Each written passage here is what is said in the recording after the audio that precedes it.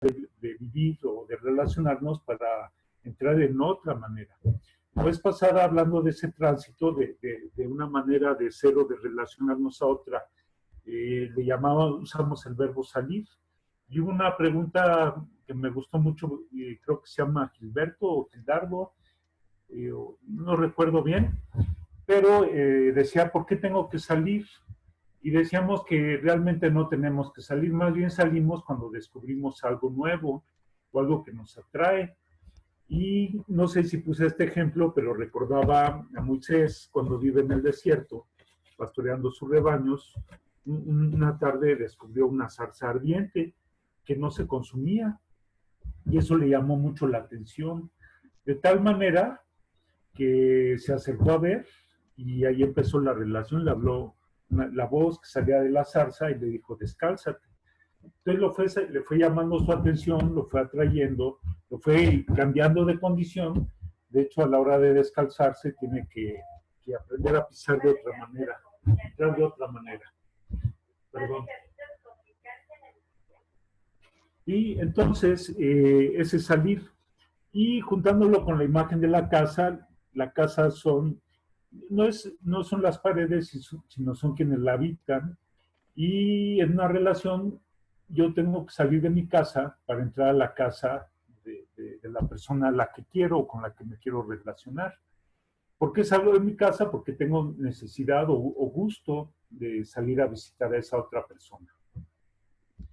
Y bueno, terminamos, creo que fue un conversatorio sabroso, pero dejamos algunas preguntas.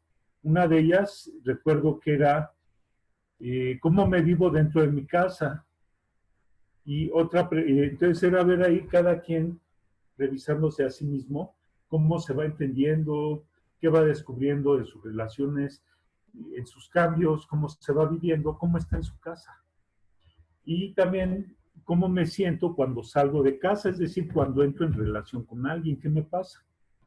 Y tenemos ya 2 semanas con otra pregunta pendiente, que cuando terminamos el tema de la noche, pero también tiene que ver con esto de salir. La pregunta es, ¿qué es una crisis? Ya había salido hace 15 días y hace 8 días al final la recordamos y queríamos trabajarla. Entonces, como es una tarea que quedó para que cada uno de nosotros lo reflexionáramos, quisiera que empezáramos por ahí nuestra sesión de hoy, nuestras conversaciones, y me gustaría escucharlos a todos. Me gustaría que participaran, ¿verdad? Que levanten su mano para que Darwin les pueda dar la palabra. Y también, si hay varias voces, pues en el chat pueden poner, y aparte que lo más rico es que podamos escucharnos para que puedan participar con estas preguntas. Muy bien, entonces Darwin, yo no los puedo ver, pero tú que tienes ahí los controles, si tú nos puedes ir orientando o coordinando en esta conversación. Listo, perfecto. Entonces estoy habilitando los micrófonos. Levantan la mano, por favor, o nos escriben al chat para darles la palabra.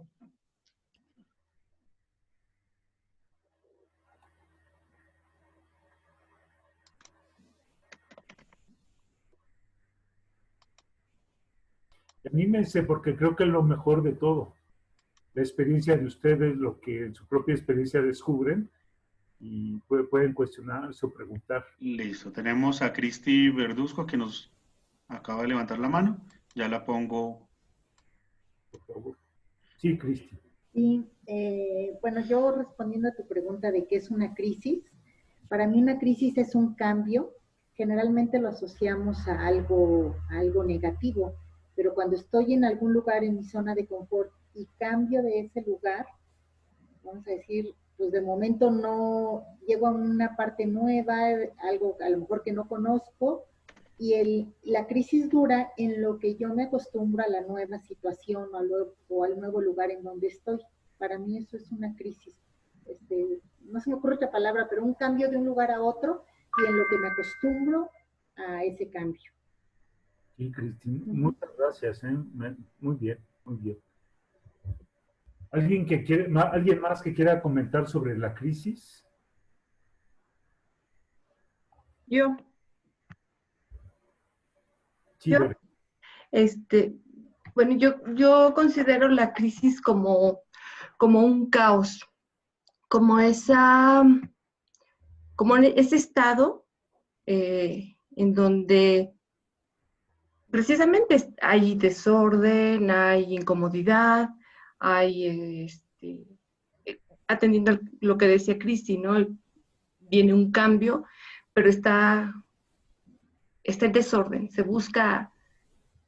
se necesita acomodar, se necesita estar, pero a veces no se ve ni el principio ni el fin. O sea, a dónde voy? Sí, muy bien. Bueno, la cuestión es esta. Fíjense cómo podemos tener dos o más notas para identificar cuándo es la crisis. Una es cuando es caos, la otra nos dice esta Cristi, que es el momento del cambio. Y claro, es que para nosotros un cambio puede significar caos, porque pienso, me mudo de casa, me imagino que tengo una casa grande y pues a lo mejor me quedé solo, es muy grande para mí, o tengo necesidad económica, la vendo. ¿Y qué hago con todo mi mobiliario, con todos mis ajuares? Tengo que venderlos, tengo que deshacerme de ellos.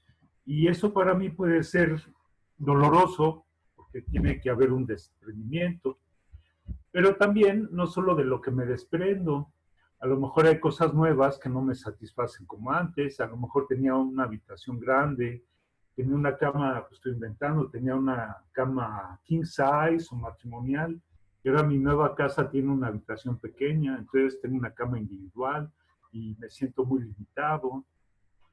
O otro tipo de incomodidades o de desconciertos, de caos que puedo sentir.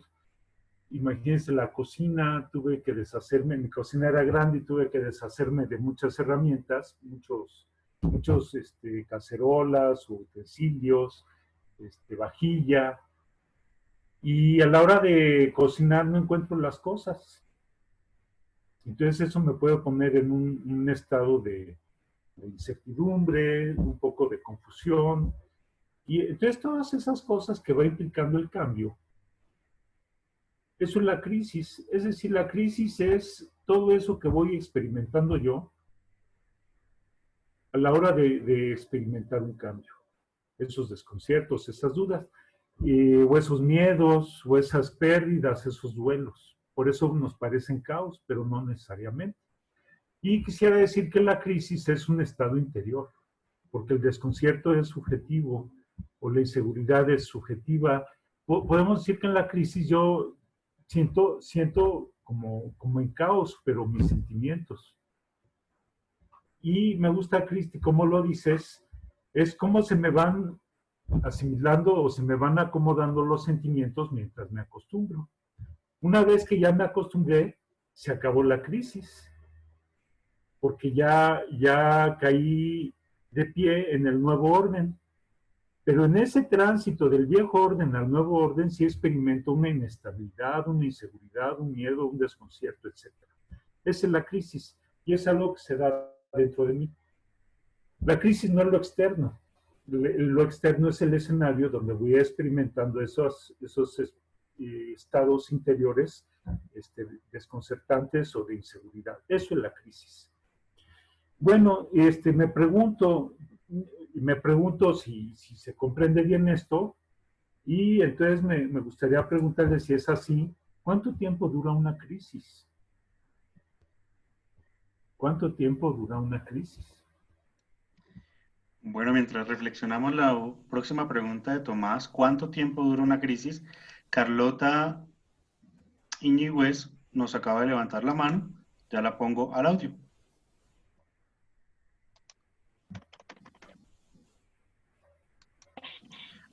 Momentánea, poco o mucho, depende del estado de la crisis, pero yo también comparto con usted de que una crisis es más emocional diría yo que es emocional, interna, de cómo nosotros reaccionamos ante la crisis, si cabe el término. O sea, ahorita está, por ejemplo, mire, yo les voy a contar algo. Yo soy funcionaria pública y desde que anunciaron la semana pasada que el 4 de mayo empezábamos programadamente a regresar ya a nuestras labores, yo entré en pánico, yo entré en crisis interna.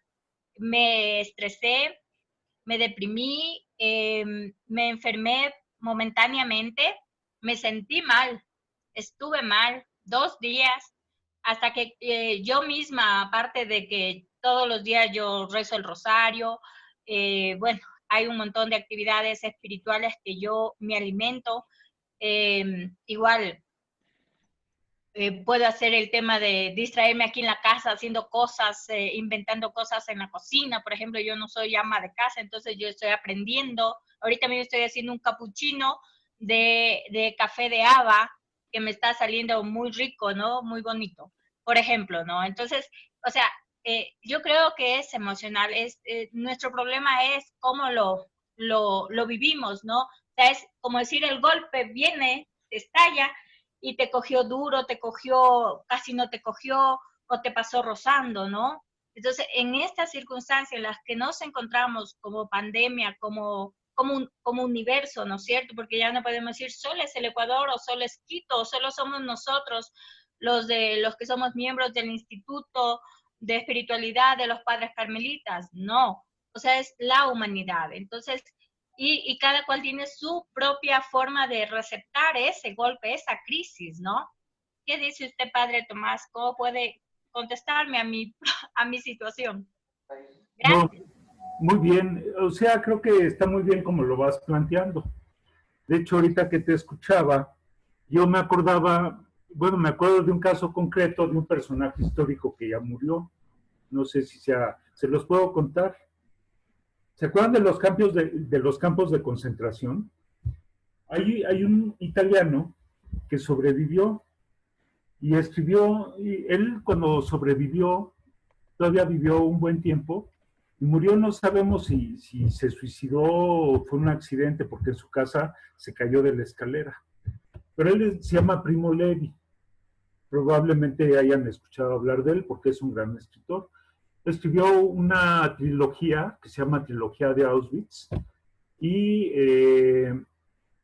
uno de los libros se llama Los hundidos y los salvados.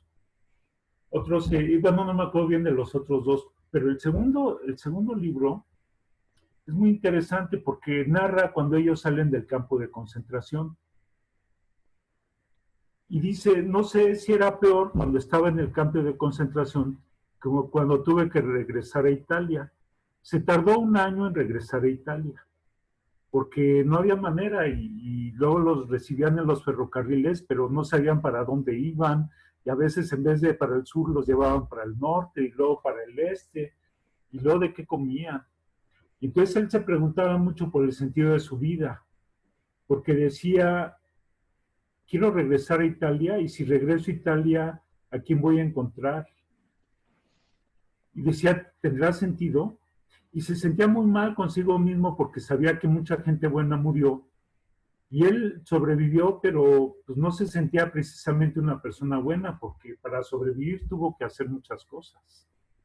Y entonces como que perdió la conciencia de sí mismo, o no la perdió, pero sí muchas cosas tan crudas y tan inhumanas que tuvo que vivir. Perdió un esquema de cómo entenderse como ser humano. Y entonces cuando estaba afuera tratando de regresar a Italia decía, cuando vivía en el campo de concentración, por lo menos había un orden. Fíjense qué curioso.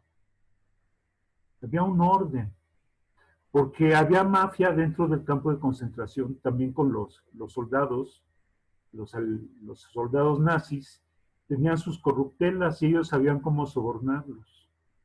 Y sabían entre los judíos cómo organizarse dentro de una barraca.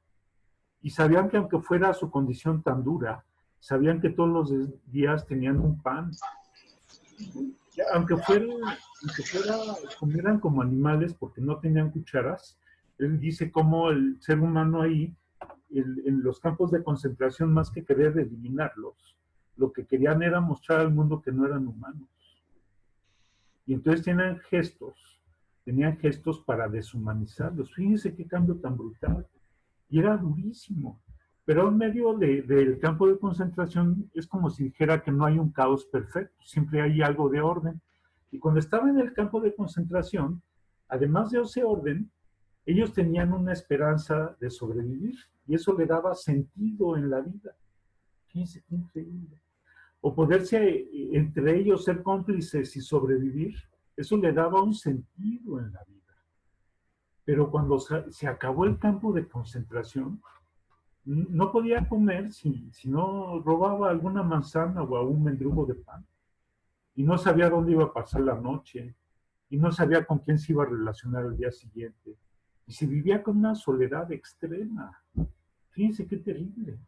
Entonces decía que eso lo atormentaba más que el campo de concentración. Es terrible. Y ahí hay un caos. Y nada más, bueno, se los comento. La crisis, bueno, en el caso de él, era un estado, yo no puedo decir que eso sea una crisis.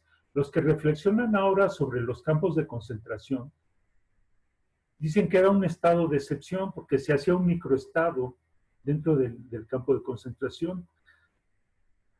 Pero nos dicen que ese estado perduraba.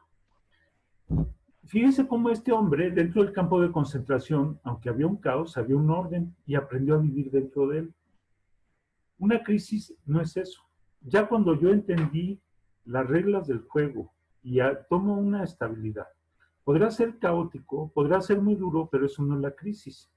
La crisis nada más es el momento en que yo me adapto. Cuando ya me adapté, mi nueva situación, si me gusta, qué bueno, pero si es un infierno, no es una crisis, es tu nueva situación. Podemos decir, es tu infierno, pero el infierno ya no es una crisis, ya es un estado continuo. Es un estado continuo. La crisis nada más es el tiempo de adaptación. Ahora me dices, Carlota, que depende, puede durar dependiendo del tipo de cambio. Sí, pero yo te diría, esto para consuelo nuestro, que nos puede ayudar para entender nuestras crisis. Psicológicamente, cuando experimentamos un cambio, la crisis normalmente lo más que dura son 6 meses. Ya los 6 meses, si yo supe adaptarme, ya y me gustará o no me gustará, pero es mi nuevo estado. Pero ahí ya aprendí a vivir y me adapto. El ser humano, la madurez de un ser humano es saber adaptarse en las condiciones que esté. Es un signo de madurez.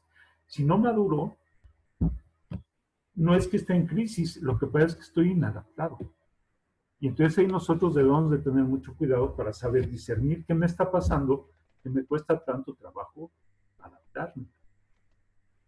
No sé si me doy a entender, Carlota, no sé si lo que digo les haga sentido, pero lo que quiero subrayar es que la crisis, como experiencia psicológica subjetiva, sí tiene un límite. Muchas veces nos puede parecer que todo, por ejemplo, en mi país, es que estamos en un tiempo de crisis política. ¿Cuánto tiempo lleva? 3 años o 5 años. No, ya no es crisis. Hay que reconocer que nuestro nuevo estado de situación política es un caos. Más vale que me dé cuenta, porque si no, no voy a saber responder de una manera adecuada a la circunstancia a la que ya me adapté y ante la cual debo de entender mis estrategias para poder sobrevivir.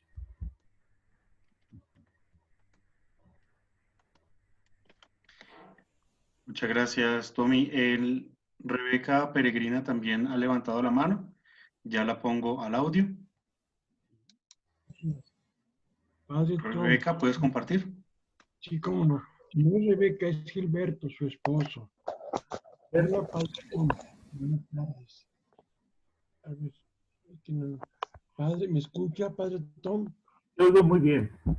Sí, bueno. Sí, efectivamente, y hay 4 pasos, no me acuerdo muy bien, pero hay 4 etapas. Uno es la negación. Niego que estoy en crisis, como ahorita en el caso. Niego que estamos en esto. Después de que pasa un tiempo X, viene la resignación, Bueno, pues ni hablar, me tengo que ir. Después viene la aceptación. Bien, ya. Y viene la adaptación. No sé si es primero aceptación, adaptación o adaptación, aceptación. Pero es cierto, la crisis, pues es cada quien la maneja dependiendo de su estado de ánimo. Y como dice Albert Einstein, dice, la crisis es el momento de oportunidad, de inventiva, de creatividad, porque si lo tomamos en forma negativa, es el momento de, híjoles, ahora sí me va a ir el cocol, ya no voy a poder hacer esas cosas, ya no puedo. Entonces aquí depende mucho. Si la tomo desde el punto de vista positivo, es creatividad, es oportunidad para que yo crezca, ¿sí? Y si no la tomo como algo que me va a estar doliendo durante mucho tiempo, ¿sí? Entonces, ahorita lo que me gustó mucho y lo que estoy aprendiendo es cierto, 6 meses, porque después ya se convierte en un estado, un hábito, una costumbre, una forma de vida, ¿sí? Como dices, es que me tocó una mujer yo no me di cuenta, eso ahora le va a ser mi infierno. Bueno, pues entonces emplea tu inteligencia, emplea todo lo que mi Padre Dios te da y mi Madre del Carmen para poder desarrollarla, porque lo más fácil es, pues me voy, me retiro. No. Y entonces tu inteligencia, ¿para qué funciona? ¿Para qué Dios te dio la inteligencia? ¿Para qué? Sí, Gilberto, te agradezco tu comentario. Sí, fíjate, lo que dices es muy bueno. Cuando hay un cambio, bueno, a veces hay cambios que nosotros no, pues sí, aceptamos adaptarnos, porque a veces los cambios nosotros los buscamos o los necesitamos. Pero hay cambios que no nos provocaron, suceden. Por ejemplo, si yo me enamoro y me caso, pues va a haber una crisis, porque salir de casa y vivir con alguien que nunca he vivido, obviamente me va a traer un desconcierto y me tengo que adaptar. Y eso mete en crisis. Pero ahí yo acepto la crisis porque va de acuerdo a una decisión que tomé. Pero, por ejemplo, en el caso de Primo Levi, que nos cuenta esa experiencia tan dura, eso fue contra su voluntad. El problema es que cuando la realidad se nos impone, más que nosotros hacer una opción por ella, y cuesta rechazo, y hay una negación inicial. O otro ejemplo, ¿verdad? Cuando se muere a alguien. Yo estoy viendo, no había visto los chats, pero ya vi cómo ponerlos. La crisis es similar al proceso de duelo. Yo les diría que el duelo es un caso particular de crisis. Hay otros tipos de crisis, pero el duelo es una reacción ante la pérdida de algo, de alguien muy significativo o de algo. Y entonces, lo primero que nos pasa cuando perdemos algo es un rechazo. A menos de que sea la consecuencia de una decisión que haya tomado. También me va a costar trabajo, pero va de acuerdo con mi voluntad. Pero normalmente lo primero es la negación. Después que sigue, pues si no lo hago consciente, si no lo comento, si no lo comunico, me va a ser muy difícil asimilarlo. Cuando lo hablo y alguien me escucha, me puede retroalimentar, o por lo menos me conforta saber que alguien está entendiendo qué me pasa. Después viene de la comunicación, viene la aceptación. Y ya cuando pasa la aceptación, pues ya entro de una manera ordenada en la nueva situación. Pero también será el caso, Gilberto, que me puedo negar y nunca aceptar la nueva situación, aunque la esté viviendo. Por ejemplo, hay gente que ante una nueva situación, su cuerpo vivirá en el presente, pero su corazón está en el pasado. A veces digo, es que antes era mejor. Bueno, a lo mejor es cierto, pero si lo digo con la añoranza de lo anterior y con un rechazo de lo nuevo, quiere decir que no me he adaptado y estoy viviendo donde no quiero vivir. Y eso es muy duro. Hay diferentes maneras de presentar esto. Nosotros en la psicología, en nuestra psicología, cada 7 años experimentamos un cambio. La vida es un cambio continuo. Y psicológicamente cada 7 años experimentamos cambios. Desde que nacemos. Y el hecho de nacer es morir. Porque cuando venía en el vientre de mi madre, pues ahí estaba, ahí nadaba en el jugo de la placenta, ahí comía por el ombligo, y pues mi madre me envolvía y me sentía unido a ella. Pero imagínense cuando me expulsan y que ya no me puedo confundir con ella, empieza a sucederme algo, ¿no? No me acuerdo cómo me viví de bebé, pero a lo mejor lo estoy viendo como adulto. Pero ahí pasó algo. Me cambia digamos, el ambiente en el que vivo, porque antes vivía dentro de mamá y ahora vivo fuera. Antes me alimentaba con el ombligo y ahora me alimenta con el pecho. ¿Y qué pasa cuando me destetan? ¿Le gustará al niño? Pues no me acuerdo yo si me gustó o no, pero tuve que aprender. Y cuando me mandaron a la escuela tuve que salir de casa. Y cuando me hice adolescente, que ya no era niño, y que no entendía qué me pasaba hormonalmente ni mis cambios fisiológicos, porque me cambiaba la voz y todo el mundo se reía de mí. Hay crisis, porque corporalmente estamos cambiando. Y cada 7 años, la psicología experimenta cambios. Dios diseñó nuestra psicología para que cada 7 años saque lo viejo y acomode lo nuevo. Para que saque todo lo que ya no sirva. Pero como si yo no tengo esa voluntad de cambio y de adaptación, si no voy madurando en esos distintos momentos, entonces me voy a ir apegando a lo viejo. Lo subrayo, me voy a apegar. Y si me apego, entonces la crisis va a pasar, pero ya nunca voy a vivir en el presente. Voy a estar viviendo en lo anterior, aunque mi realidad sea distinta. Y desgraciadamente eso nos pasa a muchos. Y por eso nos sentimos incómodos en la vida, o sentimos que lo que vivimos no tiene sentido, o nos sentimos confundidos y no entendemos y le preguntamos a Dios, ¿por qué? Pues Él nos diría, porque ya creciste, mijo. Y tengo que crecer, pues ya creciste. Y ya no puedes vivir como antes. Miren, fíjense cómo Israel, cuando salió de Egipto y va en el desierto, ¿qué le decían a Moisés? ¿A qué nos trajiste? ¿A morir en el desierto? ¿Qué acaso no comíamos allá ajos y cebollas? No te entendemos. ¿Por qué tenemos que vivir esto? Y eso era una ofensa contra Moisés y contra Yahvé.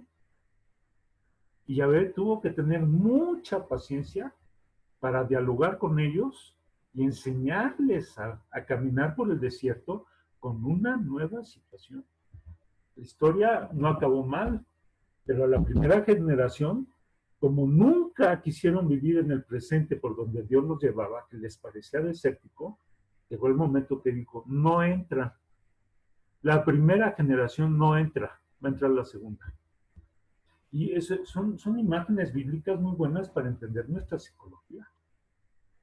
Y en la vida espiritual nos pasa.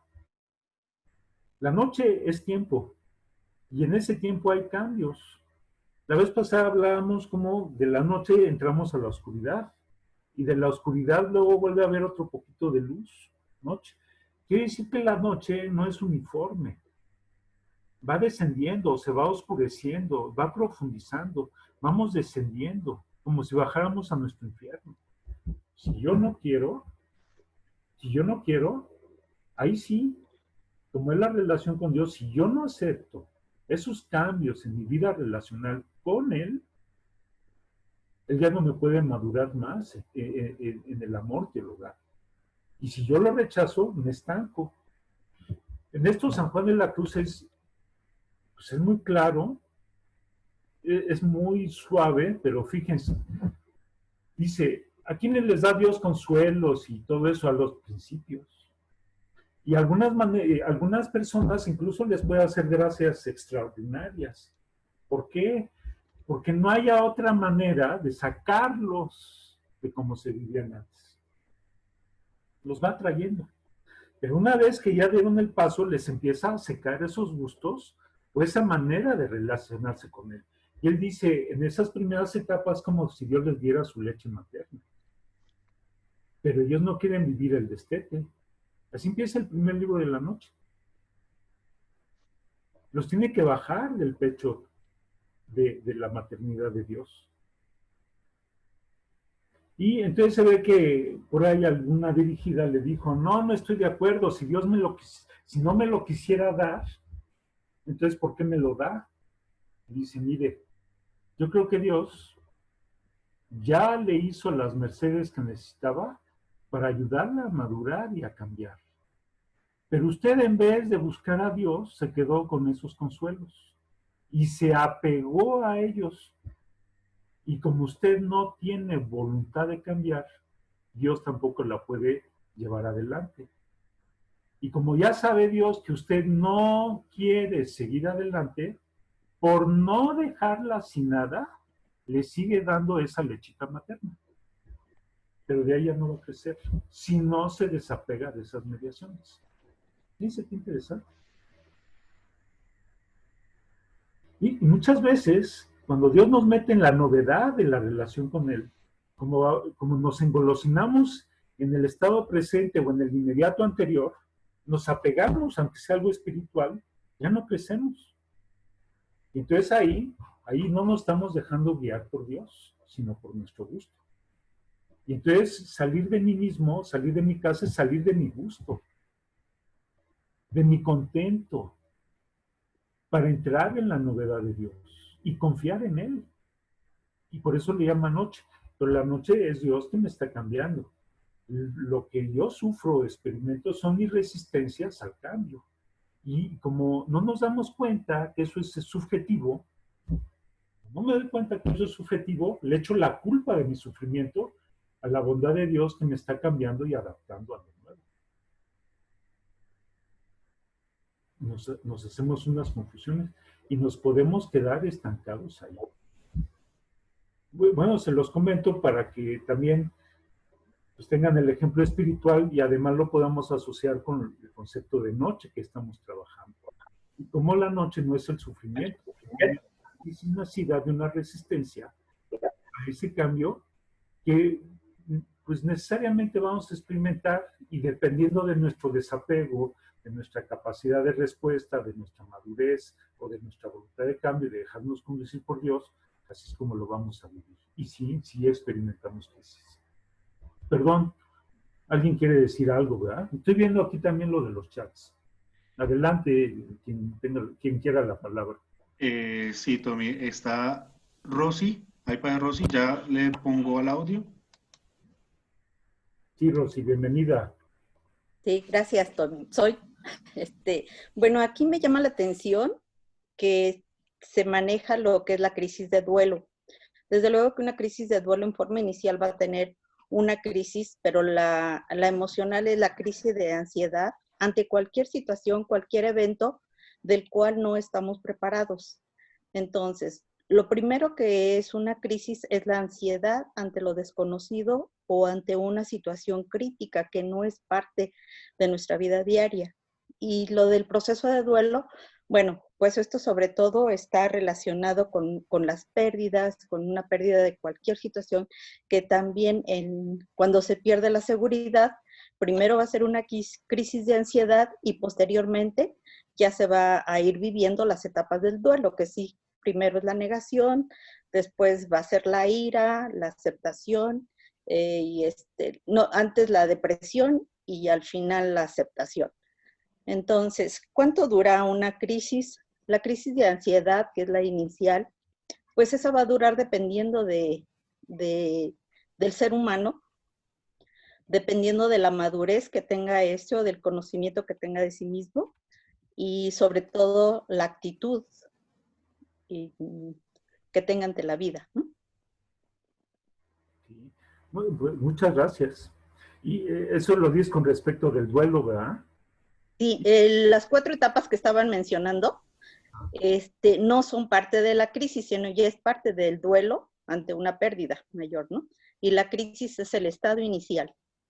Creo que nos da mucha luz lo que nos compartes, porque siempre que cambiamos de una situación, pues hay una pérdida, ¿no? Sí, Hay hay que llorarla y hay que soltarla. De hecho, en el libro del Eclesiástico dice que cuando pierdas a alguien, que lo llores. sí. Llora los 2 años y volverás a sonreír. Hay gente que no quiere llorarlo, ni siquiera lo quiere contactar y dice todo está bien, como si no se hubiera perdido nada. No, eso no es posible. Hay pérdidas. Y yo creo que también por eso cuando en la noche oscura Dios nos lleva, como vamos experimentando esos cambios interiores y vamos dejando condiciones, pues hay duelos.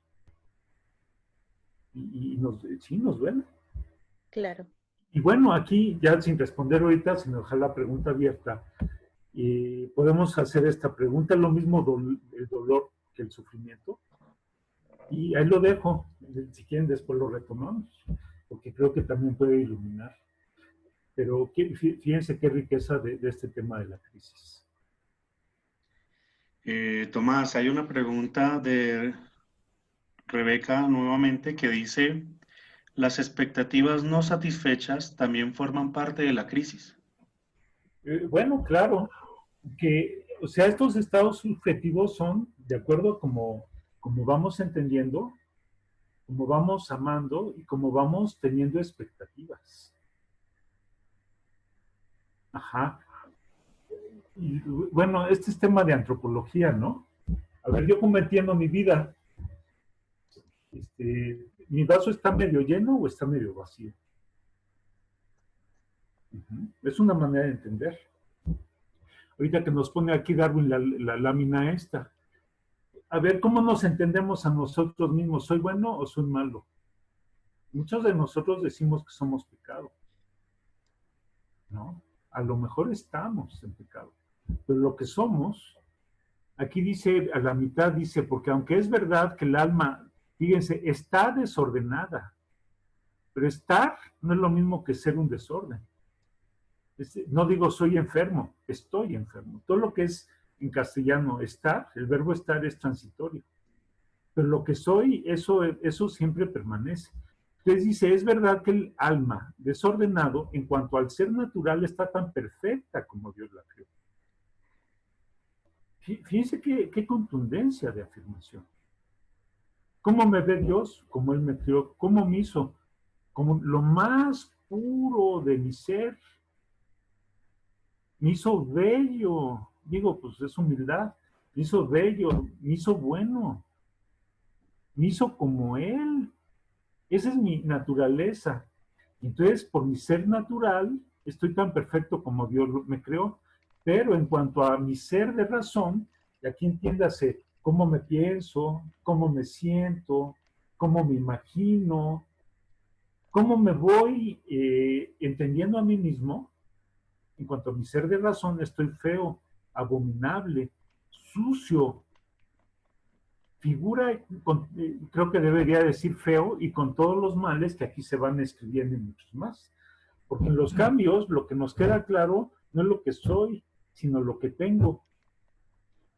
No lo que soy, sino lo que tengo. ¿Qué tengo? Pues tengo adherencias, tengo cosas que se me pegaron, y en los cambios ese es el chiste, que se me despeguen. Que se me despeguen. Nosotros experimentamos cambios cada 3 años, o a veces cada 6, o a veces cada 9, y es una oportunidad magnífica de decir, y en el cambio me tengo que llevar mis cosas. ¿Me llevo todas? Pues depende. Si sirven en casa, las dejo en casa. Si las necesito para trabajar, me las llevo. Si no las necesito, las dejo.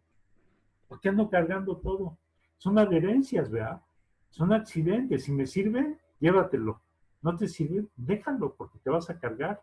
No las necesitas para hacer. Una cosa es qué soy y otra cosa es qué tengo. Lo que tengo todo es accidental.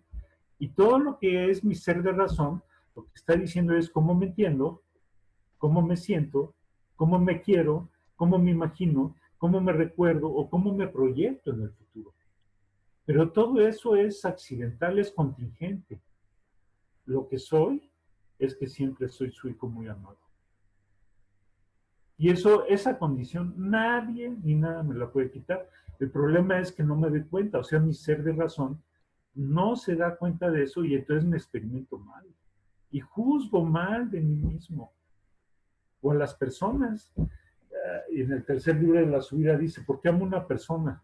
Ay, es que es tan bonita. Ay, es que es tan simpática. Ay, es que llena todas mis expectativas. Fíjense qué terrible. O sea, si no llena mis expectativas, entonces no lo querría.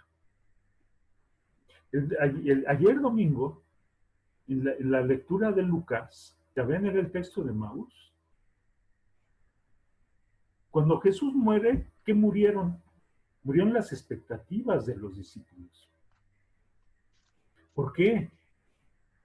Porque los discípulos, en vez de ver al Jesús real, colgaron en él sus necesidades. Es que nosotros esperábamos que, y claro, Jesús no correspondió a sus expectativas, pues entraron en crisis. ¿Y qué les dolió? Sus expectativas, porque cuando Jesús muere en la cruz, mueren las expectativas de ellos. Y mientras sigan conservando sus expectativas, no van a poder reconocer al crucificado, al resucitado. No lo van a poder ver porque sus expectativas no los deja ver. Ese es el ser de razón. Pero si viéramos el ser natural, como Dios nos creó o como son las cosas, veríamos que estamos tan perfectos como el mismo Dios nos creó. ¡Qué maravilla!, ¿verdad?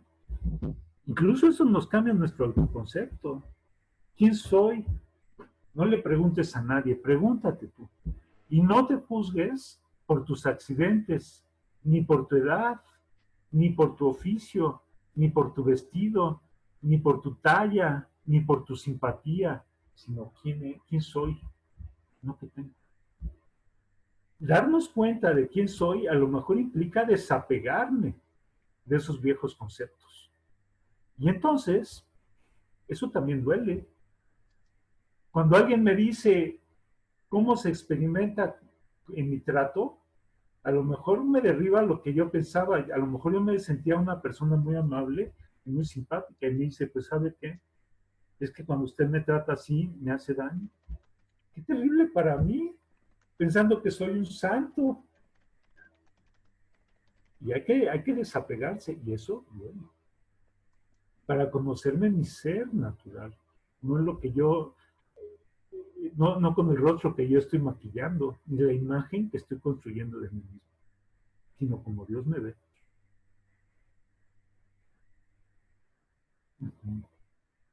Entonces, sí, es desnudarnos de las expectativas. Eso se encarga Dios en la noche oscura a través de la esperanza.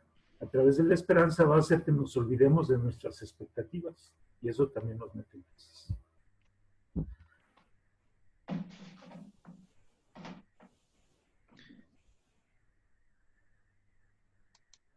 Sí, bueno, no sé, ¿quieren comentar algo más? Estoy viendo aquí, creo que no hay más preguntas, ¿verdad? Darwin, ¿quieres que comente? ¿Ya salió algún comentario de este texto que nos pusiste del primer libro de la subida 9.3? ¿Quieres que comentemos más? O con Listo, entonces ahora me gustaría que profundizando un poco más en lo que es la casa, tú en el texto nos hablabas sobre los aposentos. Y una de las ideas que propones dentro de los aposentos es que son las habitaciones de la casa, las cuales en la casa pues tienen su lugar, ¿no? O sea, no es lo mismo la casa del papá, la habitación del papá y la mamá, a la habitación del hermano mayor y a la habitación del hermano menor. Entonces ocupan distintas posiciones de la casa de acuerdo a su función. Luego también nos propones que hay 3 habitaciones en lo interior, que es el entendimiento, la voluntad y la memoria. Antes de entrar en ellas 3, ¿tú nos podrías profundizar un poco más en las otras habitaciones? Sí, cómo no. Bueno, miren, bueno, una de ustedes que se llama Verónica Díaz de México, ella el martes pasado nos presentó una presentación. La primera lámina es como una celda vacía y le entra mucha luz. Y entonces ahí entra cualquier cosa. Y veo tu celda que está aquí, pues está como enmohecida y está la cama como desvencijada. Y entonces, pues hay de habitaciones a habitaciones. Bueno, entonces lo primero es cómo está mi casa. Ahora, segundo, lo segundo que se me ocurre comentar. Juan de la Cruz, cuando se habla de la casa y habla de los aposentos del entendimiento, la voluntad y la memoria, está pensando en un tipo de casa, una arquitectura peculiar. Recuerden que él vivió en Andalucía, y en Andalucía era tierra de moros, ¿verdad? Y pues en 1942 los expulsaron en Granada, y él vivió en Granada. Y me pregunto cómo eran las casas en Andalucía. Él cuando se escapó de la cárcel de Toledo, que es una fecha a partir de la cual él va a empezar a escribir sus libros. Ya todo lo escribió en Andalucía, ¿sí? ¿Y cómo eran las casas en Andalucía? Bueno, creo que en Ecuador, igual que aquí en México, es muy fácil darnos cuenta. Aquí en México la casa típica es una casa que tiene un patio central, tiene un jardín en el centro, y alrededor hay un corredor, y alrededor están las habitaciones. Entonces, hagan de cuenta, ese es el esquema de la casa de él. Para las que leen y les gusta Santa Teresa, es el mismo esquema para las moradas, nomás que ella pone 7.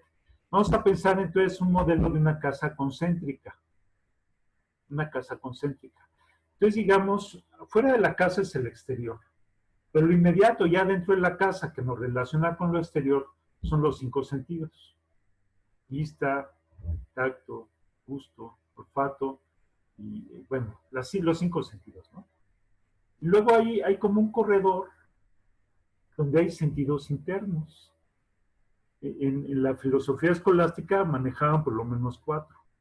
El sentido común, el sentido kinestésico, la fantasía y la imaginación.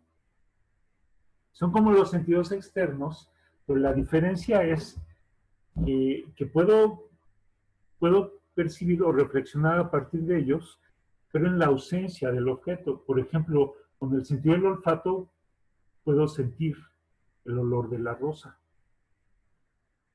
Y cuando ya se secó la rosa, puedo imaginar el olor de la rosa. O puedo imaginar el color de la rosa, la figura de la rosa. O puedo también imaginar la textura, por medio de imágenes táctiles, la textura de la rosa.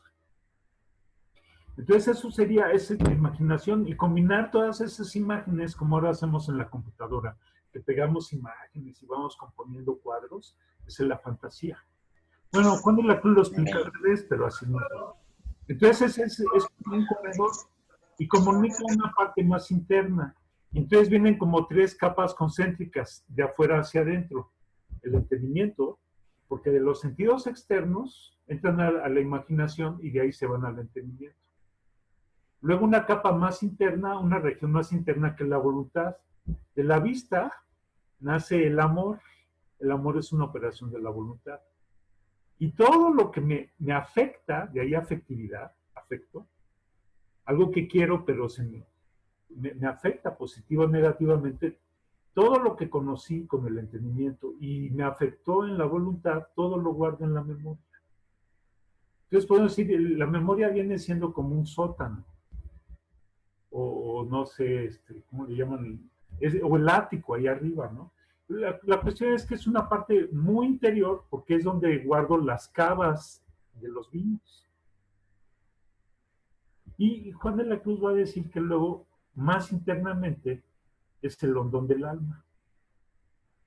Es la habitación más importante. Dentro del hondón es donde mora Dios. Y es donde estoy yo, donde yo habito yo en mi más puro ser.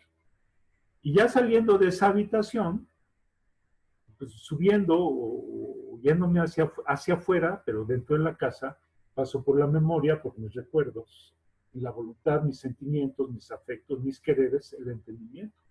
Y es como si en esa casa estuviéramos subiendo y bajando. Lo que nos damos cuenta de nosotros mismos, lo que nos damos cuenta es lo que hacemos a través del entendimiento o del efecto. Todo lo que vamos dándole significado lo vamos guardando en la memoria. Si algo se desacomoda, se guarda en la memoria. Y si ando muy mal, si tengo una pérdida y ¿con quién fue? ¿Carlota o quién? Tengo una pérdida, pues yo me acuerdo de eso que a lo mejor ya no lo tengo, pero lo recuerdo. Porque en la memoria, cuando lo guardé en la memoria, me apegué a ello. Los apegos están en la memoria. Y entonces, ¿cómo le hago para acomodar eso? Pues un terapeuta me tiene que ayudar a ponerle nombre y me tiene que ayudar a... Uy, ya le moviste. Y me tiene que ayudar a resignificarlo, o sea, reacomodarlo, a guardarlo de una manera ordenada. Y esos son los aposentos. Pero en esta otra lámina, en vez de hablar de aposentos, va a hablar de cavernas. Bueno, yo quiero pensar la caverna también como casa. A lo mejor nuestros padres de antes vivían en cavernas, del hombre prehistórico. También algunos de nosotros vivimos en cavernas. Lo que nos quiere decir es que usa esta imagen porque una caverna, bueno, hay cuevitas chicas, pero hay cavernas enormes, muy, muy grandes. Y él se le ocurre llamarlos cavernas porque dice que tienen capacidad infinita. Mire, el entendimiento es una caverna. Ajá. ¿Quién soy yo? Yo soy como una caverna que cuando entiendo es como si dibujara las noticias en las paredes de la caverna, como si fueran pinturas rupestres. ¿Cuántos dibujos puedo poner ahí? Todos los que quieras. El entendimiento tiene una capacidad infinita. No tiene megas, ni gigabytes, ni terabytes, ni lo que sea. No. Puede entender cantidad de cosas. Tiene capacidad infinita. El corazón igual. Es la segunda caverna de la voluntad. Cuando yo amo, digo, ¿cuánto puedo amar? Ah, mi novia me decía, ¿me amas? ¿Mucho, poquito o nada? Le digo, mucho, mucho, mucho, mucho, mucho. Mucho, mucho, mucho, mucho. Muchísimo. A lo mejor dices todo. ¿Ok? ¿Pero qué es eso? O sea, cuando empezamos a trabajar la psicología de San Juan de la Cruz, va a decir que un apetito crece, crece, crece. O sea, la voluntad tiene capacidad de crecer en el amor infinitamente. Tal vez lo que calme su hambre sea finito, pero tiene capacidad infinita. ¿Cuántas personas puedes amar? Digo, amo al amor, no, el amor no existe, existen las personas concretas. ¿Cuántas puedes amar? Pues según si has crecido, si has madurado, si eres desprendido, puedes amar a todas las personas, pero no porque las ames como un ente universal, sino como personas concretas. ¿Ok? ¿Cuántas? Con capacidad infinita.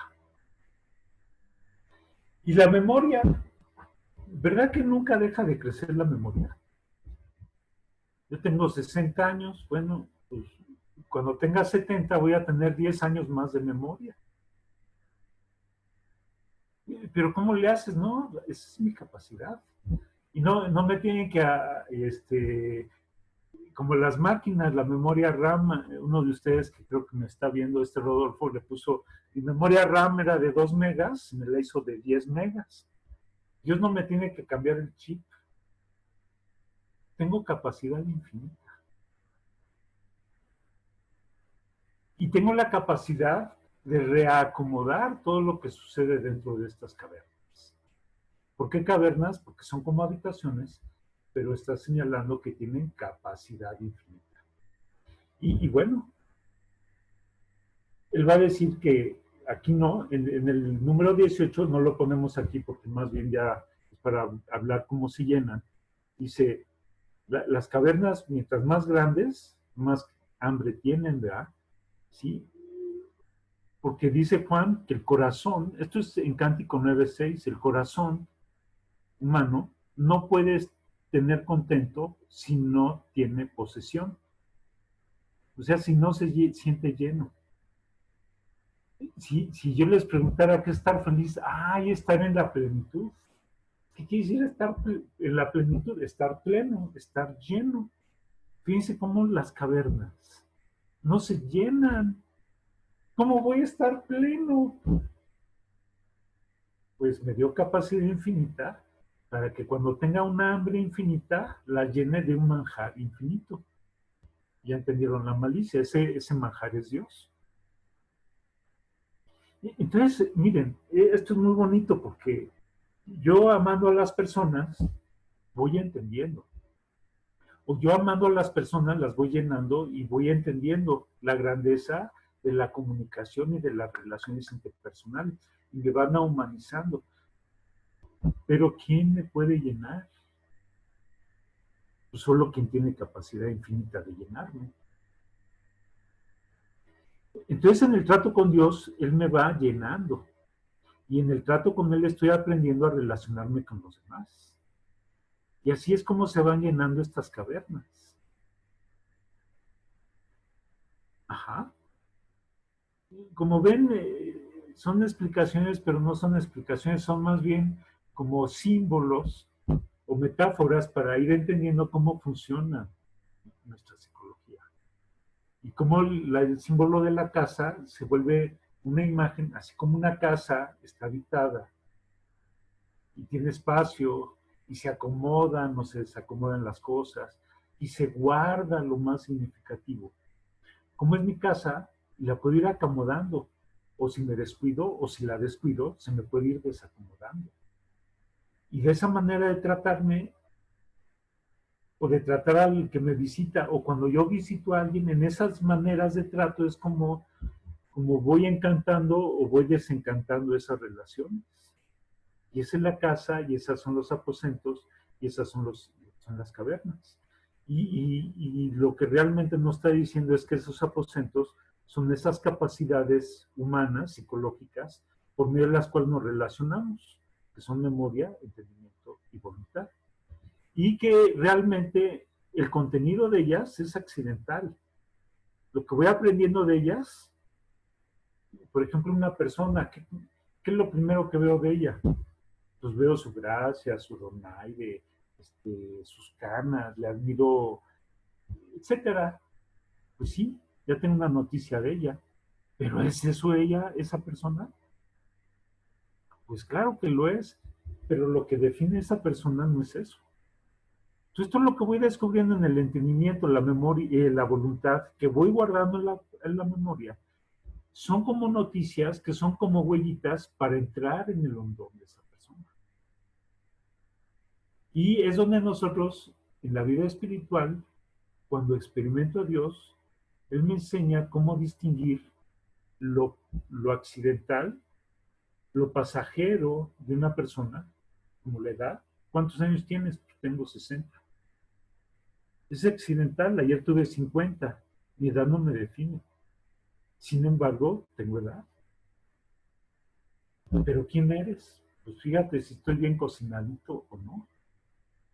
Si ya maduré o todavía este aguacatito no se cae, no está para ser cortado del árbol.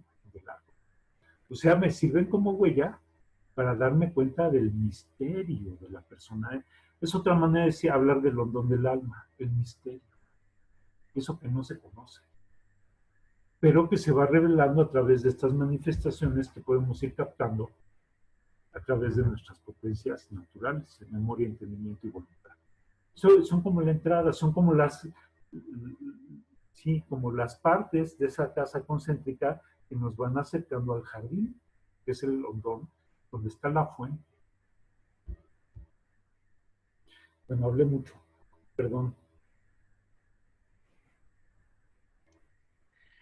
Bueno, damos entonces un espacio en estos momentos para si alguien quiere compartir acerca de lo que ha ido comprendiendo de los aposentos, de las cavernas, y cómo relacionar eso con la crisis, que es con la que venimos hablando. Hemos descubierto que la crisis es constante y es el cambio que nos va abocando y nos va lanzando siempre al más allá. ¿Cómo entender? Bueno, y la pregunta para todo el público es, esto que acabamos de ver en cuanto a los aposentos del entendimiento, la voluntad y la memoria, ¿cómo eso interfiere en el proceso de crisis? Damos entonces la palabra a los participantes. Sí. Pero nada más darnos cuenta que en las relaciones hay cambios. Cuando me relaciono con alguien, me cambia si hay amor, me influye, entonces me puede cambiar mi manera de entender. O mi manera de amar, me puede enseñar a amar. Y entonces eso se reacomoda en la memoria. Y ahí debo estar muy desapegado a lo que ya sabía, porque si no, ¿cómo doy lugar a la novedad de lo que me enseñó el otro? O sea, las relaciones, yo creo que pueden costarnos trabajo, porque me cambian, me pueden meter en crisis. En fin, perdón, ya Darwin. Sí, sí, es cierto lo que tú dices. Cuando esta imagen que puse en esta diapositiva, la puse pensando en los momentos en los cuales entendimiento, voluntad y memoria empiezan a trabajar para poder seguir caminando aún en medio de la contrariedad, ¿cierto? Porque está lloviendo, justamente en ese momento se vino un viento y le levantó la sombrilla, pero aún así el camino no se le acaba, el camino continúa, ¿cierto? O sea, los momentos de crisis vienen, pero no se nos vuelve en la eternidad, se nos vuelve en la eternidad cuando ya nosotros decidimos quedarnos en él. Y ya nosotros hemos decidido que mi entendimiento, mi voluntad y mi memoria se van a estar entonces focalizados en este problema. Bueno, entonces damos paso a Rebeca nuevamente, que nos ha pedido la palabra, y Rodolfo tiene una pregunta en el chat. La pregunta de Rodolfo es, si yo trabajo una de las potencias, ¿qué le pasa a las otras dos? ¿Le contesto a Rodolfo? Sí. Bueno, porque mientras hablaba a otras personas, ahí le iba a contestar en el chat, pero así lo abro a todos. Miren, cuando me tocan el entendimiento, por ejemplo, se alteran las otras dos potencias. Ajá.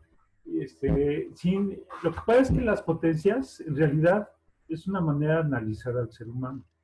Realmente, yo soy el que entiendo, yo soy el que amo. Entonces, si me cambian mi entender, me va a cambiar mi afecto. Y imagínense que, voy a poner así un ejemplo inventado rápido, ¿no? Imagínense que estoy casado y me dicen que mi mujer me puso el cuerno. Ya me alteraron lo que yo entendía de mi relación con ella.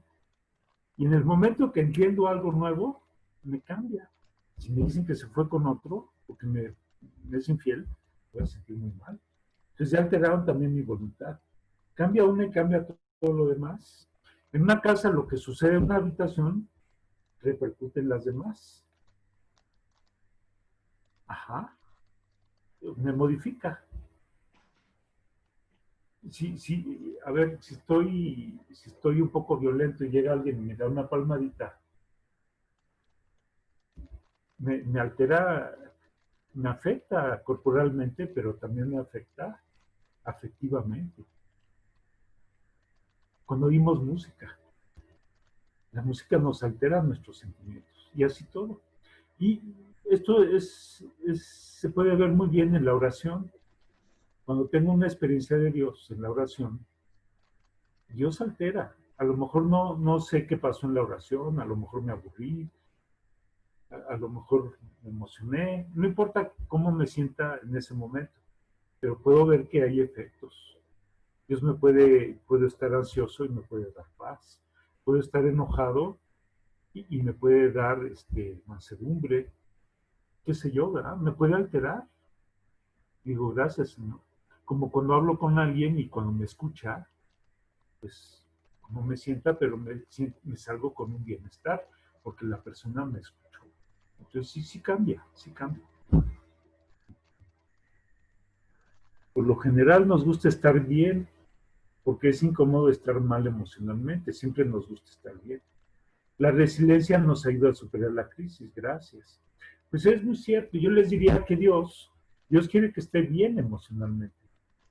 Pero también les quiero decir, a veces no estamos bien emocionalmente porque hay cosas que nos acontecen que sí nos desestabilizan. Pero en vez de darme cuenta para acomodarlo, lo rechazo para engañarme, pensando que por pensar que estoy bien o por autotranquilizarme, no quiero ver qué me pasó. Y entonces me puedo engañar y no darme cuenta que no estoy bien. Fíjense, cuando tengo una herida de mi pasado, o imagínense, yo tengo un autoconcepto, soy santo, por lo tanto no me enojo. No, si yo soy bien manso y soy bien humildito. Y en mi comunidad sucede una contrariedad. Y me violenta y no me enojé. No, ¿yo cómo me voy a enojar? Y la verdad es que me enojé. Y si no me doy cuenta, o sea, si lo reprimo, me va a afectar en mi corazón, porque estoy enojado y no me di cuenta. Y Dios, cuando me toca, me hace humilde. Ser humilde no es estarme sobajeando ni inventando cosas, no, es darme cuenta. ¿Cómo estoy? Y entonces, ahí cuando me doy cuenta, estoy enojado. Ok, tengo que estar así, quiero estar enojado. No, fíjate qué te pasó. Empiezo a trabajar mis sentimientos. Y así me pasa. Los sentimientos son pasajeros. Pero hay que darse cuenta. Cuando me doy cuenta, esto cambia. Y cuando esto cambia, entonces estos dos se sintonizan y los guardo de una manera acomodada. Y cuando me acomodo, ahí está el bienestar. O sea, es el arte de vivir cualquier circunstancia con una paz interior. Y no quiere decir que tenga que sentirme igual todos los días. ¿No? Y incluso la experiencia de alguien, las relaciones, los sentimientos cambian. Pero la relación puede crecer sanamente, aunque cambien los sentimientos. Y con Dios igual. Fíjense cómo la vez pasada hablábamos que había ansias de amores inflamadas, o sea, está enamorado con ansias naturales. Y después que viene un amor de estima en el que no se siente nada. ¿Y qué me pasó? Pues nada. Cambiaron tus sentimientos, pero interiormente, ¿sabes por qué no sientes nada? Porque Dios ya te puso en un estado de descanso emocional. Ahí hay bienestar. Pero como no estoy acostumbrado, entro en crisis. Y estoy mejor que nunca. Imaginación loca, ¿verdad? Aprovecho porque antes de la intervención de Weber, iba a decir algo. Fíjese cómo todos los sentimientos son pasajeros. Todos. El enojo, la felicidad, la tristeza, el enamoramiento, todo es pasajero. Lo que no, dice Teresa, todo se muda. Lo externo cambia. Lo propio de la vida es cambiar. La vida afectiva cambia. Tenemos que aprender a transitar por todos nuestros sentimientos. Lo importante es que, escuchándolos y reconociéndolos, yo sepa cómo acomodarlos dentro de mí para que no sean una incomodidad, sino que sean un lenguaje interior para entender qué me pasa y cómo acomodarme por dentro. Y eso Dios nos lo va enseñando en la oración. Santa Teresa dice que meditar es entender verdades. Y cuando entiendo verdades, no son verdades etéreas, son verdades de cómo estoy. Darme cuenta. Entonces yo les diría, si estás en crisis, si te duele, ¿qué perdiste? ¿Por qué te duele? ¿Qué otros sentimientos tienes? Y escúchalos, no los reprimas. Escúchalos. Dales, acuse de recibo, ya te oí, corazón mío. para entenderte y entonces ver cómo tratarte de tal manera que recuperes tu bienestar. Y eso hace Dios en la noche oscura. Hay cambios, hay desconciertos. Si muero algo viejo, me duele. Dios me invita que en el abrazo amoroso en el que Él me contiene, sea capaz de darme cuenta. Entonces por la fe me hace humilde para darme cuenta. Y entonces con su amor me va a decir, ¿te pasó algo? ¿Te dejé de amar? ¿Ya me fui? Y entonces me enseña a vivir con toda esa riqueza emocional y a acomodar mi casa para que yo esté bien y él esté bien. Ah, porque aquí también lo podemos plantear así. Mira, dice Huawei, por lo general nos gusta estar bien, porque es incómodo estar mal emocionalmente. Siempre nos gusta estar bien. Entonces yo te diría, yo soy una casa. ¿Cómo estoy en mi casa? Que era la pregunta, ¿no? Pues por supuesto que hay que limpiarla y acomodarla todos los días para que yo esté bien. Pero cuando yo entro en relación con Dios o con otra persona, ¿por qué quiero estar bien? ¿Para que yo me sienta bien en mi casa o para que cuando venga la visita se sienta bien en mi corazón? Y cuando hay una relación, eso es salir de mí mismo. No pensar cómo me siento yo, sino que cuando Él venga a visitarme, Él se sienta en su casa. Porque ya mi casa no quieres, yo no quiero mi casa para mí. Yo la quiero para ti. Porque se acuerdan que decíamos cuando la persona ama a alguien, mora en ella. Y si yo quiero saberme muy amado, yo quiero que la persona que me ame se sienta como en su casa. Y entonces ya mi casa no es para mí, es para ella. Toda ella, toda. Y entonces ya no pienso en mí y no busco mi bienestar por mí mismo, sino por ti que me visitas. ¿Por qué el cielo Dios siempre lo tiene ordenado? ¿Se imaginan si Dios descuidara el cielo? Si Dios lo descuidara, yo cuando me muera no quiero ir al cielo. No, tenemos que arreglar la casa y tenemos que preparar el banquete para que la visita se ponga bien contenta y que goce. Fíjense, en Juan de la Cruz, eso es el amor. Todo para ti, nada para mí. Miren, bueno, esto lo pone en boca de Dios, pero si nosotros como orantes le dijéramos lo mismo a Dios, o a las personas que amamos, fíjense, dice, yo soy tuyo y para ti. Y gusto de ser Dios por ser tuyo y para darme a ti. ¿Se imaginan? O sea, a Dios no le interesa ser Dios. Si yo no estuviera, ¿para qué quiere ser Dios? Y ya que es Dios, lo que Él quiere es que yo esté contento, porque Él quiere ser mío y para mí. ¿Se imaginan? El día que yo tenga esa altura, o esa grandeza, o esa madurez de amor, que sí, la capacidad sí la tengo, porque dice que me dio capacidad infinita, y soy su imagen y semejanza. Sí me dio esa capacidad. ¿Se imaginas? Vamos a pensar en los casados. Que yo para mi mujer dijera, que yo dijera, mi vida, yo no quiero ser hombre si no es para ti. Ay, qué encantador. No, no, no. No es decirlo. Es construir mi casa para que tú estés cómoda y con un bienestar emocional en mí. Que no te dé flojera de visitarme. Qué increíble. ¿Verdad que seríamos un cielo en la tierra? Esa es la espiritualidad. Cuando vean cómo trabaja la purificación tradúzcalo como arreglar la casa. Hermosearla para que tú estés bien cuando me visites. Va a decir en los provechos de la purificación de la voluntad, dice, porque le nace el amor de las personas.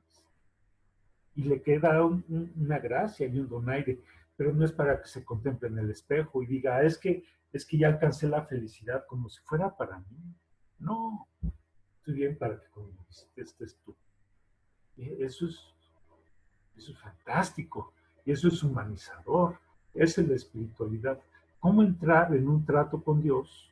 Es una casa De tal manera que al trenzar él su vida con la mía y seamos uno, como entre nosotros creemos un ambiente donde puedan morar las demás personas. Bueno, ya me extendí demasiado. Rebeca Peregrina quiere intervenir nuevamente y Carlota Iñiguez, había una persona que también quería intervenir, pero ya le bajó la mano. Ya pongo al audio a Rebeca nuevamente. Hola, padre Tom. No es Rebeca, soy su esposo, Gilberto. ¿Y dónde queda, Tom, la necedad, la negligencia, el egoísmo en todo esto? ¿Dónde queda? ¿Dónde queda? Queda dentro de la casa. ¿Verdad que la casa es mía? Y Dios me la entregó nueva. Pero yo, ¿qué quiero hacer con esa casa? Pues hay quien dice, no, aquí que no me vengan a visitar porque me ensucian la sala. No, es que yo me encanta leer y me gusta el silencio y si llegan las visitas me hacen ruido. No, que no vengan. No, es que si vengo, si hago banquete me voy a quedar sin dinero. No, que no vengan. Se va a quedar solo. Y lo mismo vale la negligencia. Es una falta de interés por la vida que son los demás. Miren, yo pienso, ahora con lo del coronavirus, aquí donde vivo, en Toluca, hay gente necia. Dices, ¿dónde está la necedad? No querer ver la realidad. ¿Por qué?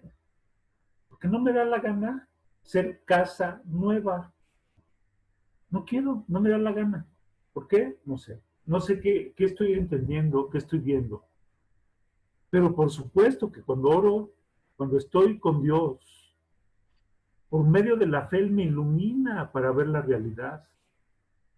Y por medio del amor me da la fortaleza para querer ordenar el mundo de acuerdo con esa luz inmensa, para que yo lo haga. Y entonces tenga el gozo de ser bueno como Él es bueno. Gente de nosotros puede ser por malas costumbres, por falta de voluntad. Mira, en síntesis, yo creo que a veces no tenemos voluntad de entender, no tenemos voluntad de relacionarnos, no tenemos voluntad de cambiar, de movernos. Es decir, no tenemos voluntad de vivir. ¿Por qué? Pues puede haber muchas razones. Por miedo, por apego, por mala educación, por asedia espiritual o por lo que sea. Y ahí cada quien nos tenemos que preguntar, ¿quién soy? ¿Cómo son mis relaciones? ¿Y qué quiero hacer con ellas? Porque el ser humano solamente se comprende a sí mismo en las relaciones. Yo estudié filosofía. Muchos estudiamos filosofía para entender al ser humano, pero desde un diccionario. Y lo primero que hacemos es no tener relaciones. Nos refugiamos en los libros para no tener relaciones. ¿Cómo diablos un pensador va a entender que es el ser humano? Si rompe con sus relaciones, es lo único que le puede dar conciencia de quién es. Si no me relaciono, si alguien no me ama, ¿cómo me voy a dar cuenta de mi valor? No se puede. Y la plenitud de la conciencia de mí mismo solamente me la puede reconocer Dios. Mire, yo digo, ¿por qué pienso así? Bueno, pues no solo porque soy carmelita el día de San Juan de la Cruz. Yo le doy gracias a Dios por mi papá. Porque desde que me parió mi madre, siempre fui alguien para él. Como me haya tratado y con sus errores y lo que haya hecho. Pero yo experimenté su amor. Y por supuesto, que mi autoestima ahí, pues a lo mejor es un medio soberbio. Pues le agradezco a mi padre que me haya amado. Porque si él no me hubiera amado, les aseguro que todavía tendría traumas. Y no sé si me las podría quitar. Sí, yo creo que en la relación con Dios sí. Pero pues qué bueno que tuve a mi papá, que me supo amar. Y me doy, fíjense, cuando hablemos de las virtudes teologales, perdón, creo que se me bajó la voz, yo digo, creer en Dios, para creer en Dios, primero necesito experimentarme creído, que alguien cree en mí. Si no tengo la experiencia de que Él cree en mí o que alguien cree en mí, ¿cómo voy a creer en alguien? Si yo fuera psicoterapeuta, viene alguien que tiene problema de autoestima, le pondría, no sé, no estudié técnicas, pero se me ocurre, le diría, ¿qué experiencia de relación has tenido que hayas experimentado que alguien cree en ti? Y para amar a alguien necesito primero experimentarme profundamente amado. Porque además, si no lo experimento, a ver, quiero amar a alguien, ¿con qué modelo? Yo no me casé, pero ¿cómo amaría a mi mujer? No lo sé, pero me fijaría cómo mi madre amó a mi padre, o cómo mi padre amó a mi madre. Y cuando Dios me ama, Él es mi modelo. Y entonces digo, ya te amo. ¿Cómo te voy a amar? Si no tengo la experiencia de ser amado, ¿cómo voy a amar? Ámate a ti mismo. Es que si no me amo a mí mismo, ¿cómo voy a amar a los demás? Ajá. ¿Y quién te enseñó a amarte a ti mismo? ¿Quién? Pues, ni modo que te lo inventes. O que en el choro de un libro de autoayuda veas a ver qué se le ocurrió al escritor para ver si me siento bien con mi autoamor. Libros de autoayuda. Qué bueno que te autoayudes. Lo que sí, no puedo prescindir de la relación. Si no hay un otro, no hay manual que me pueda sacar de mí mismo. Y el amor es un salir de mí mismo. Es hasta contradictorio. Solamente alguien que me ama profundamente me sirve de referencia. Y por eso la oración en los santos es el fundamento de todo. O sea, el trato con Dios. Saberme profundamente amado. No poquito, mucho, sino todo. Fíjense cómo el Padre nos dio todo, nos dio a su Hijo, todo lo que tenía nos lo dio. Y el Hijo nos dijo, nadie tiene amor más grande que el que da la vida. No es que siento, sino cuando te doy mi vida, es cuando puedo saber que te amé con plenitud. Yo me pregunto, ¿cómo ahora las personas quieren alcanzar la plenitud si nunca la han experimentado y no piensan que primero lo tienen que dar para después recibirlo? Es al revés. Primero lo recibo y después lo doy. Y hasta que lo doy, no solo experimento haberlo recibido, sino cuando lo doy, experimento la grandeza de quien soy, porque ya puedo hacer lo que Dios me hizo. Es cuando tomo plena conciencia de quién soy. O sea, la antropología, ahorita hablamos de Juan, pero podemos hablar de Teresa. Esa es la experiencia de Dios. Esa es la oración.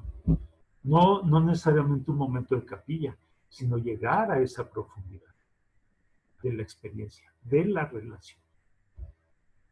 Luego aquí pusieron, gracias por la... ¿Cómo sé que es apego o asedia espiritual? Bueno, así muy rápido, ¿no? ¿Cómo sé que es apego? Se los digo en positivo y se los digo en negativo. Apego. Fíjense, en positivo. Juan de la Cruz dice, nos relacionamos con personas, nos relacionamos con bienes. No les quiero llamar cosas, son las cosas, pero para no cosificarlas, Juan de la Cruz les llama bienes. Cualquier criatura, y excluyan a las personas, cualquier criatura, cuando la veo, me pueden hacer gratitud, reconocimiento de Dios. Entonces dice el santo, cuando me relaciono con algo, me viene la memoria de Dios. Y entonces se me va el corazón a Dios y se me olvida la cosa. Aquí olvido no quiere decir que prescinda de ella.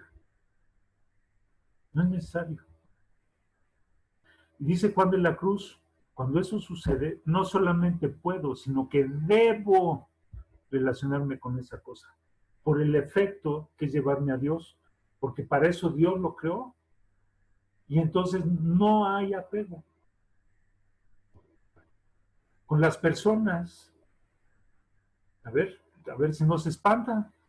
El santo dice, cuando amo a Dios, me crece el amor de esa persona. Cuando amo a esa persona, me crece el amor de Dios. Pero es distinto a las cosas, porque las cosas se te olvidan, las cosas te vas con Dios, pero con las personas. No se te olvida la persona, al contrario, te enamoras más de ella, la amas más. Y la propiedad del amor es arder más en aquello que ama. Tiene apetito de arder más en aquello que ama. Y te crece el amor de Dios junto con el de la persona. No hay apego. ¿Cuándo sí hay apego? Cuando trato a una persona de tal manera que cuando estoy con ella no puedo recordar a Dios. Iba a decir me olvido de Dios, ¿no? Pero a lo mejor me acuerdo de Él, pero trato de esconderme. Como si estuviera un cuadro de una imagen de la Virgen María y la volteo para que no me vea. Sé que ahí está, pero no puedo aguantar la mirada de Dios. Me remuevo. O cuando estoy con Dios, sé que ese trato con esa persona no fue el adecuado. O sea, cuando el amor de Dios y de la persona se oponen, hay un desorden, hay apego. Cuando crecen juntos, no hay apego. Y me encanta porque dices, mira, sí entendió el mandamiento, ámense. Y Jesús, miren, no dejó a su Padre. Dejó esa presencia en el cielo para vivir con nosotros.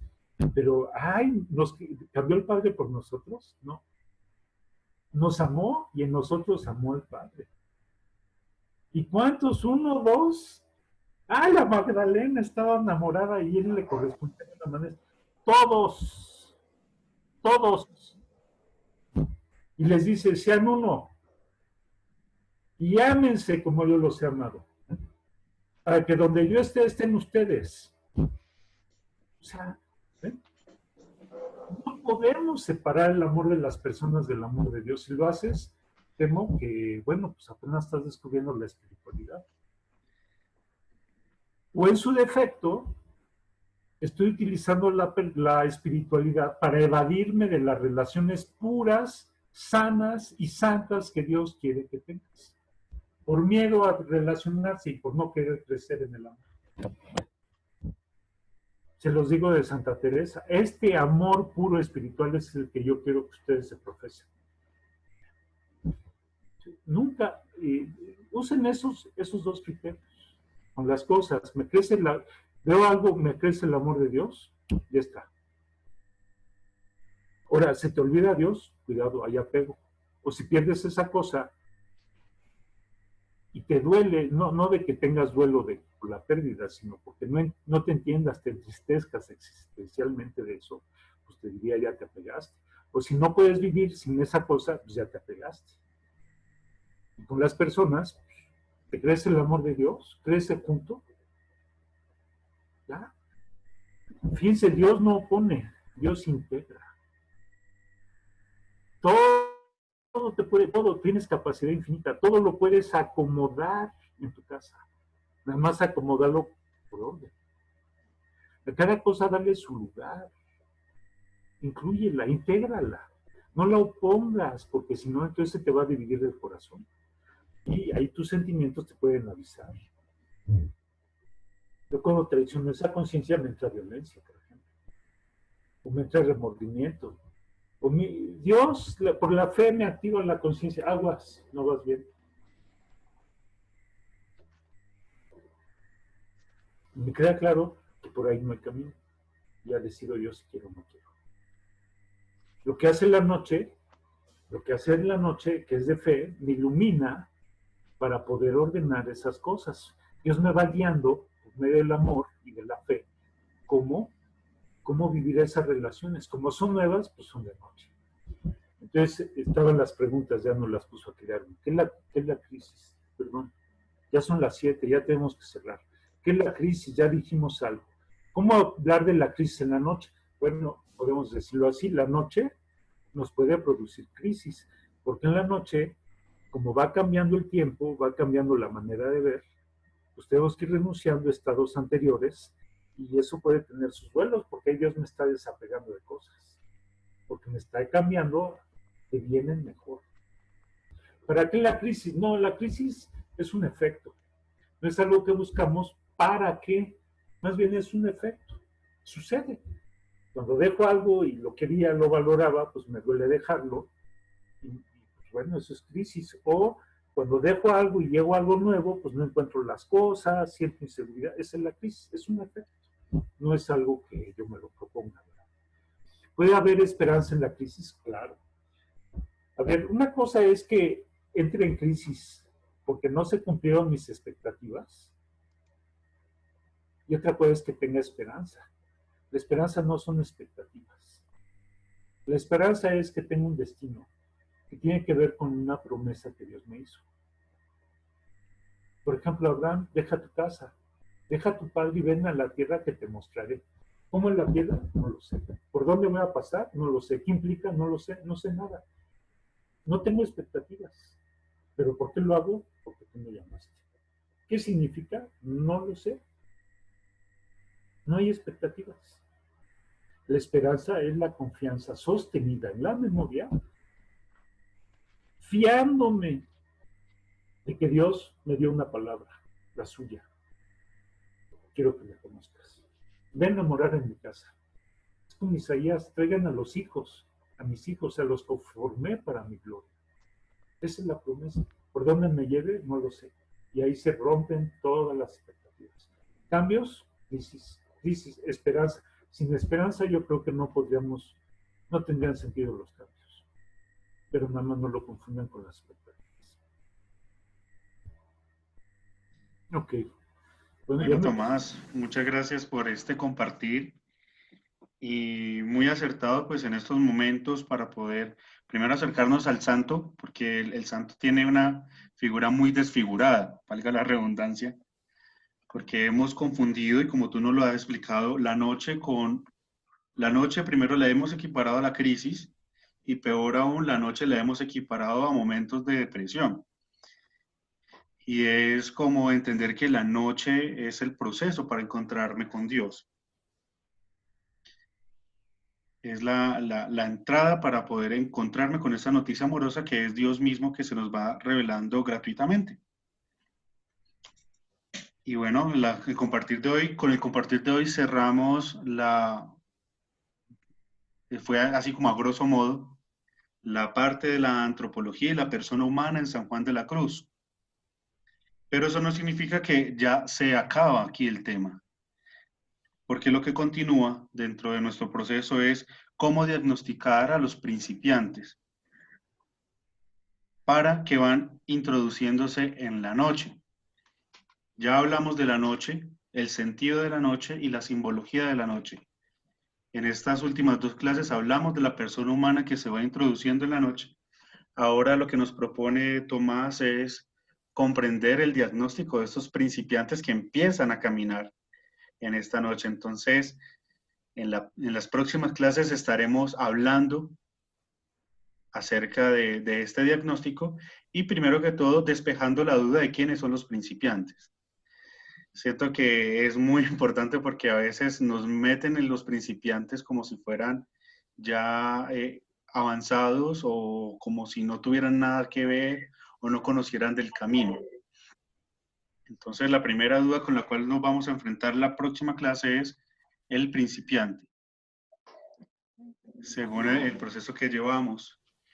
Antes de despedirnos, les informo entonces que el próximo miércoles tenemos la última charla con Patricia sobre Santa Teresita del Niño Jesús y la esperanza en la vida diaria, ya que a partir de mayo vamos a cambiar la temática, Patricia va a cambiar la temática y vamos a empezar un nuevo ciclo.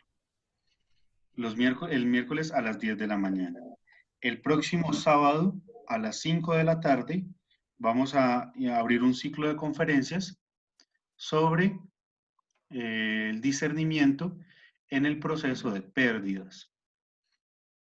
La charla se llama El regalo escondido, el regalo que nos deja el proceso de pérdida.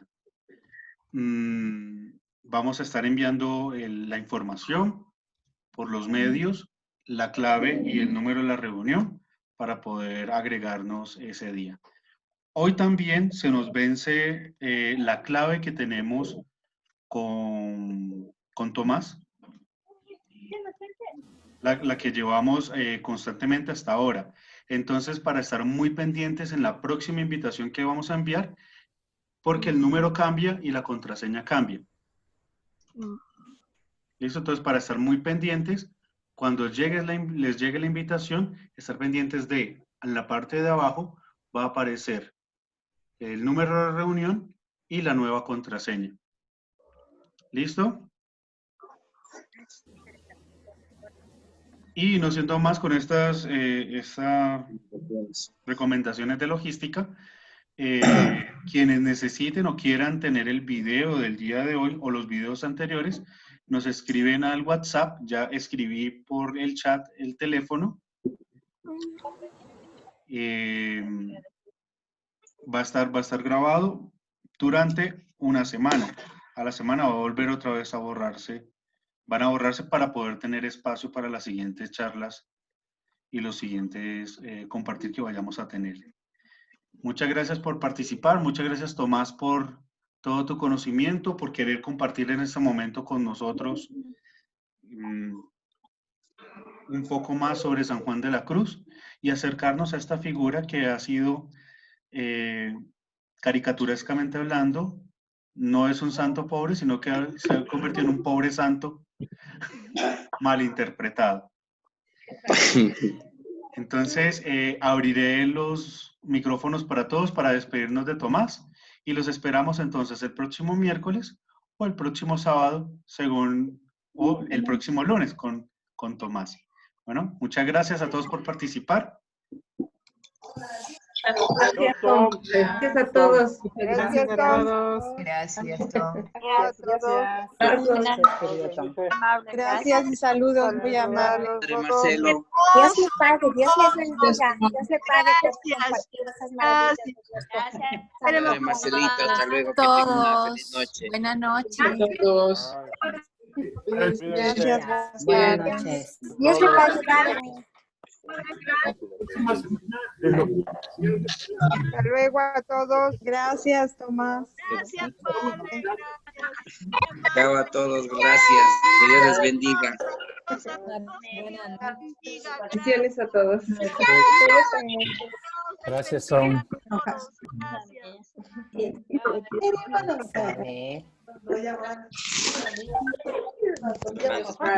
No estáis sufriendo. Por eso debe ser. Ya está.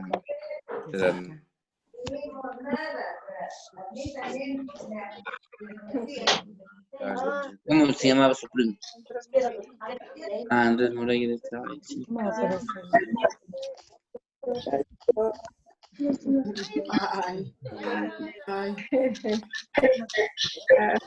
¿Cómo se sabe que usted va a dar?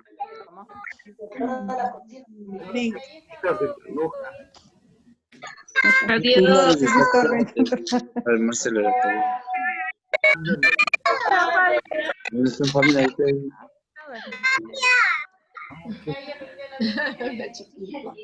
Ay, las madres, qué lindas. Hermosa. Abracitos. Te vas.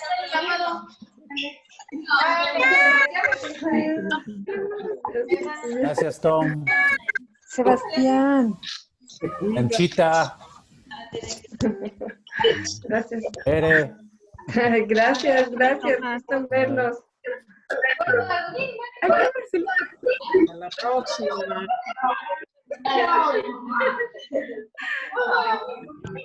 ¿Cómo hago, mijo, para salir? Madre del Monasterio San José. Que tengan una linda noche. La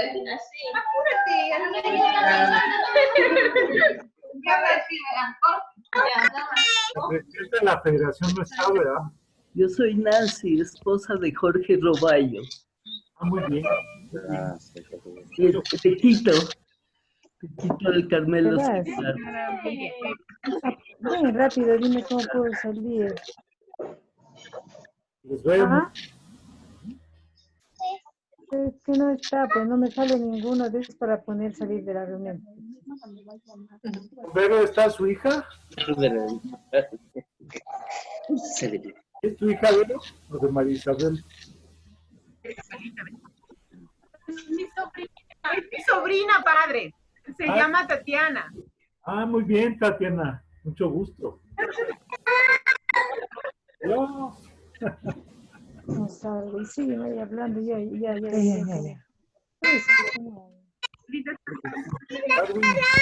Gracias. Gracias a los dos Juanitos y a José Luis también los saludas mucho. Ya salió. No se ven, pero ahí está el Instituto de Espiritualidad. Ahí está él.